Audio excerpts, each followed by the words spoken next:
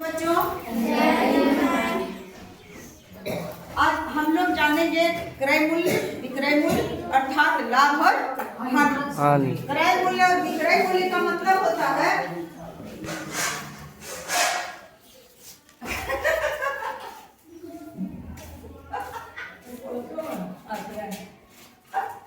पूजा बोलने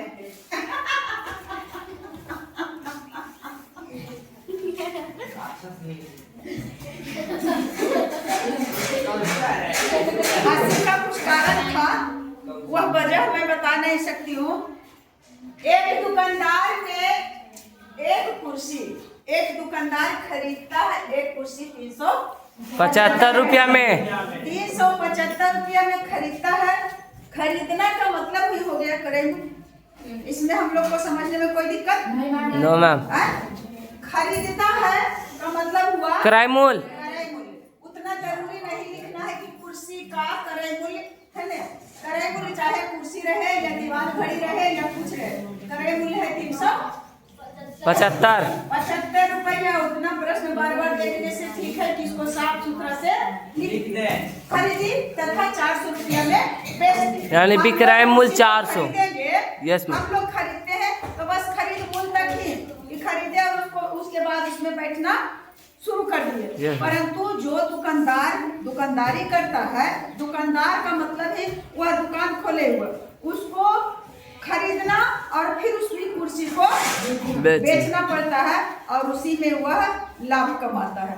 तो 375 रुपया में दुकानदार कुर्सी को खरीदता है, यानी कुर्सी का क्रय मूल्य कितना है 375 और विक्रय मूल्य 400। विक्रय मूल्य बेचता है वह कुर्सी को कितना में 400 में, 400 रुपया में। तो बच्चे इतना से ही हम लोग समझ लेंगे कि 375 ज्यादा है और कि 400 ज्यादा है। 400 ज्यादा है, यानी क्रय मूल्य कम है और विक्रय मूल्य ज्यादा है। तो जो क्रय मूल्य कम और विक्रय मूल्य अधिक होता है, वैसे स्थिति में लाभ, दुकानदार को हानि हुआ, लाभ हुआ, लाभ फायदा हुआ, लाभ। लाभ यस मैम। हानि नहीं हुआ जी? लाभ हुआ मैम, 35 रुपया का लाभ हुआ। लाभ हुआ। Yes ma'am. इसका मतलब 25, हाँ 25, बोलेंगे सॉरी बच्चा, 25 रुपया का विक्रय मूल्य से कम, क्रय मूल्य से अधिक है विक्रय मूल्य, यानी क्रय मूल्य कम और विक्रय मूल्य ज्यादा। तो ऐसे हालत में दुकानदार को क्या होता है लाभ होता है, 25 रुपया के लाभ और हुआ। यदि क्रय मूल्य अधिक रहता है और विक्रय मूल्य कम हो जाए, कभी कभी ऐसा भी होता है, कुर्सी का तो नहीं, लेकिन अगर कोई अनाज खरीद करके रखता है क्विंटल से और वह अनाज कुछ उसमें कीड़ा लग गया, बीज गया, खराब हो गया, तो उसको कम में भी बेचना पड़ता है। कभी कभी ऐसा भी होता है। तो उस हालत में जितना पूंजी वो लगाया उससे उसको बेचने में कम पैसा यदि आता है, यानी क्रय मूल्य से विक्रय मूल्य कम, क्रय मूल्य अधिक और विक्रय मूल्य कम, वैसे हालत में दुकानदार को क्या होता है हानि होता है। तो हम लोग वाकिफ हो गए, हम लोग संतुष्ट हो गए कि क्रय मूल्य क्या होता है, विक्रय मूल्य क्या होता है और किस परिस्थिति में दुकानदार को लाभ होता है और किस परिस्थिति में दुकानदार को हानि होता है। सिर्फ दुकानदार को ही नहीं, किसी भी बिजनेसमैन को, या तो सब्जी फरस, हम अगर गाजर उगा दें और सब्जी उगा लिए और चले गए बेचने के लिए, तो जितना हम पूरा सिंचाई करने में पटौनी कितना लगा, उसमें बीज का कितना लगा, उसमें हम मेहनत कई दिन किए, पसीना पोछे, उसका हम मजदूरी जोड़ेंगे और खाद कितना लगा, उसका दवा कितना लगा, उसको जोड़ जाड़ करके अगर उस सब्जी को बेच करके हमें अधिक पैसा मिलता है, तब हम उस हालत में क्या कहते हैं लाभ हुआ। और अगर उतना भी नहीं कभी आता है, सरसों दिए, पटाए खेत को और उसमें ट्रैक्टर को चलवाए, उसमें सरसों बुने और उसमें खाद छीटे, फिर पटाए, फिर काटने में भी मजदूर लगाए और उसके बाद सरसों हुआ 5 केजी, जो कि बहुत कम है। जितना ट्रैक्टर का चलाए दिए, तो उस हालत में किसान को क्या हुआ हानि हो गया। तो किसान की बात छोड़ो, हम लोग यहाँ दुकानदार की बात करते हैं कि किस स्थिति में लाभ होता है। नहीं चलता है कखने से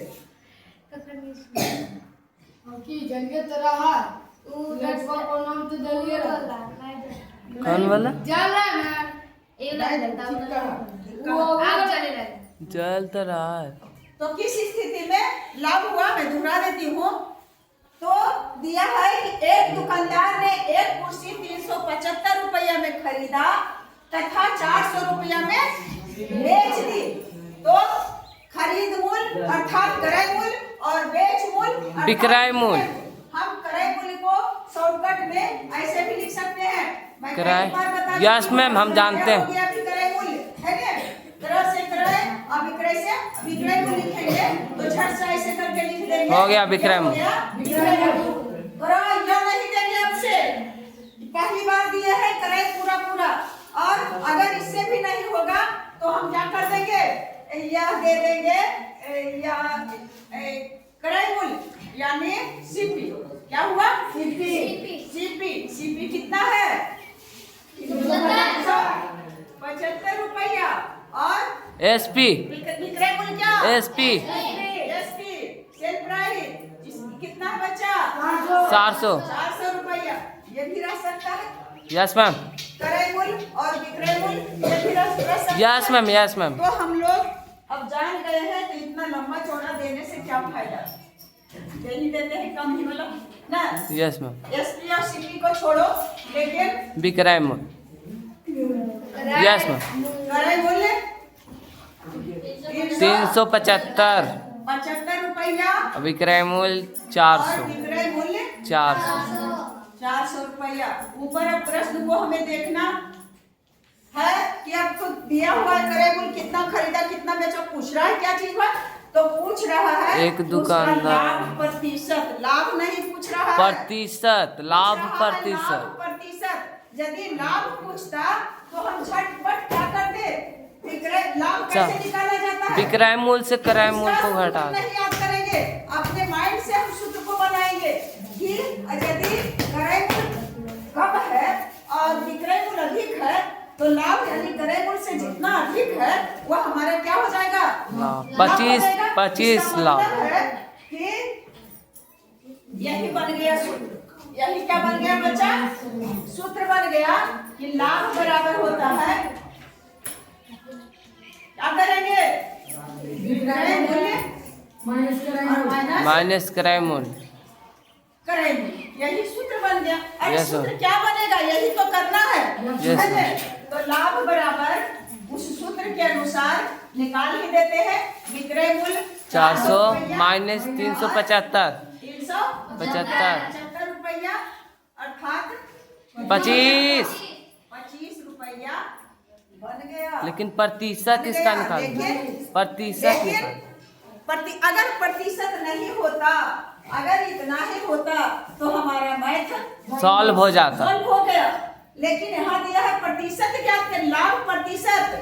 यह तो टोटल में कितना में लाभ हमको 25 रुपया आया है टोटल में। टोटल क्या पूरा क्या रुपया में 400 रुपया में 400 रुपया में 400 रुपया में कितना, नहीं सॉरी बच्चा, खरीदता है कितना? 375 375 में लाभ हुआ है कितना? 25 पर 25 रुपया। 375 में हम बेचे खरीद करके और बेचे हैं 400 में, तब हमको लाभ हुआ है 25 रुपया। तो 100 रुपया प्रतिशत, जब जहां प्रतिशत रहे वह समझो कि पूछ रहा है कि 100 में कितना लाभ हुआ। तो उसके लिए एक सूत्र होता है, जैसे लाभ प्रतिशत और बिना बेसिक का मतलब होता है कि बिना सूत्र का यहाँ से निकाल करके बना। लाभ प्रतिशत बराबर लाभ गुना 100 बटा क्रय मूल्य। तो सब कुछ तो पता है हमें, लाभ पता हो गया कि 25 रुपया का लाभ हुआ और 100 है तो 100 दे ही देंगे। और बटा क्या चीज? बटा क्रय मूल्य। यही होता है सूत्र में कि कहीं भूल गए तो कहा नीचे दे दिए लाभ, यहाँ दे दिए कराई मूल और यहाँ दे दिए 100, तो मिस्टेक हो जाएगा। तो बनाते हैं, इसे ही जानना ही जरूरी। लाभ 25 गुने 100, 25 गुने 100, 25 गुने 100। लाभ प्रतिशत अगर पूरा नहीं लिखेंगे तो झट से क्या कर देंगे, ये दे देंगे प्रतिशत का चिन्ह। Yes ma'am. लाभ प्रतिशत हो गया, लाभ प्रतिशत बराबर लाभ गुना 100 बटा किराया मूल, बटा किराया मूल 375, 375। 375। अब हमें काटना है 25 से कट जाएगा। देखो 15 375। 25 से काए 25, यहाँ बच गया 37 में 25 घट गया तो कितना बच गया 12 और ये 5 को भी बचा हुआ है, ये हो गया 125 और 25 बचे 125, यानी 25 में 15 से गुना करेंगे, 25 को 15 बार पढ़ेंगे तो हो जाता है 375। अब इसे काटेंगे तो हो गया 20 बचे 100 और 3 बचे 15, बच गया कितना बचा 20 बटा 3, 20 बटा 3। अब 20 बटा 3 बचा तो या तो इसे पूर्णांक में दशमलव प्रतिशत में लाओ या तो दशमलव में, दोनों हो सकता है आंसर।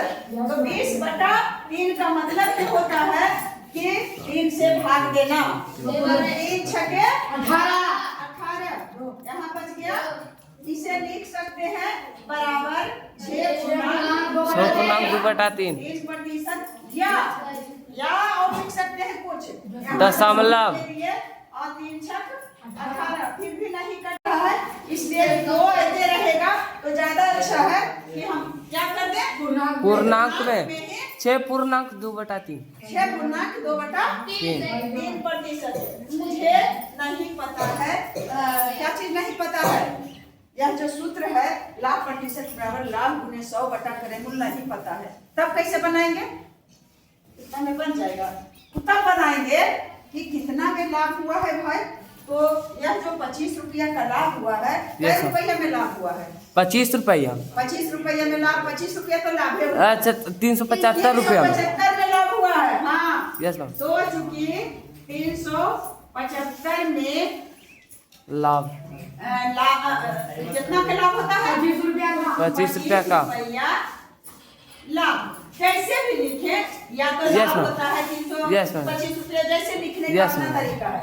इसलिए सबसे पहले एक में निकाल लेते हैं बच्चा, है ना, एक में निकाले कि 375 रुपया है तब तो 25 रुपया का लाभ होता है। यदि हमने पास 1 रुपया है तो 1 रुपया में कितना लाभ बैठता है, तो 1 रुपया में कम लाभ रहेगा, तो 25 बटा कितना हो जाएगा 375। लेकिन है कितना पूछ रहा है, कितना 1 में प्रतिशत लाभ में पूछ रहा है, 100 में पूछ रहा है, इसलिए 100 में लाभ कितना हो जाएगा, तो 25 बटा 375, तो 100 गुना बढ़ जाएगा ना, जब पैसा बढ़ गया तो लाभ भी तो बढ़ेगा, बढ़ेगा तो गुना होगा।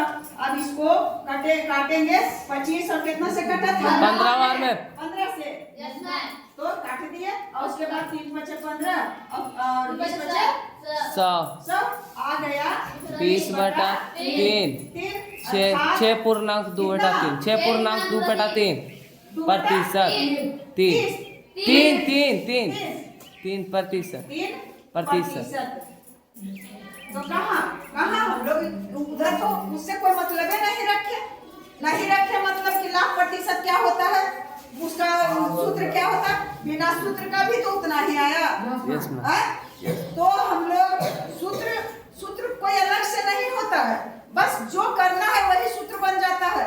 तो सूत्र के फेरा में रटंतु विद्या ज्यादा ठहरेगा नहीं, लेकिन अगर हम माइंड से निकाल करके कि सूत्र बना कैसे, अगर वैसे हम करेंगे और पूरी तरह से क्वेश्चन को समझ जाएंगे और तब देखेंगे कि इसका आंसर इतना आया है, तो वह अमीट हो जाता है, वह जो छाप है वह अमीट हो जाता है। अमीट मतलब मिटने वाला नहीं होता है। तो कितने बच्चे समझे, बच्चे की तरफ ही समझे होंगे। हाँ समझ गए खेद की बात है कि आप लोग को इसके नीचे जो जितना अंकों का ज्ञान होता है, अंक का जो पद्धति मैं पूरा बता चुकी हूँ। तो हमारे 75% बच्चे समझ चुके हैं। आदित्य आप समझे? Yes ma'am.